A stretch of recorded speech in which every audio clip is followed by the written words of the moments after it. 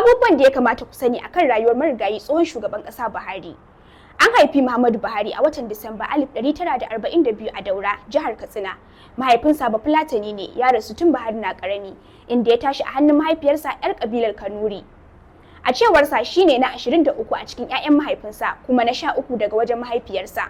Buhari ya fara fitowa fili a shekarar 1983 lokacin da ya jagoranci rundunar sojin Najeriya wajen korar sojin Chadi daga wasu tsibirai na tafkin Chadi.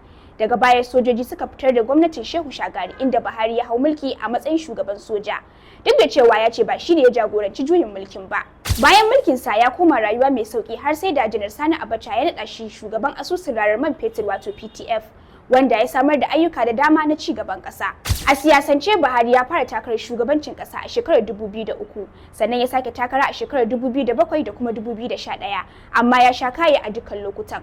Bayan haka ya ce ba zai sake tsayawa takara ba, amma canjin yanayi a siyasar Najeriya da rashin jin daɗin al'umma da gwamnatin Goodluck Jonathan ya dawo da shi cikin fafutukar neman mulki a shekarar 2015. A shekarar 2015 Buhari ya lashe zaɓe kuma ya zama shugaban ƙasa na farko daga jam'iyyar adawa da ya kayar da shugaban da ke kan mulki a tarihin demokradiyyar Najeriya.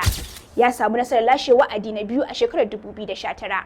Ɗaya daga cikin manyan kalubalen da ya fuskanta a mulkinsa shine rashin lafiya. Ya kwashe watanni yana jinya a London, lamarin da ya shafi aiwatar da wasu daga cikin tsare-tsarensa. Daga ƙarshe dai ya rasu a London a ranar Lahadi 13 ga watan Yuli na shekarar 2025 bayan doguwar jinya. Amina Bello Abbas, Premium News.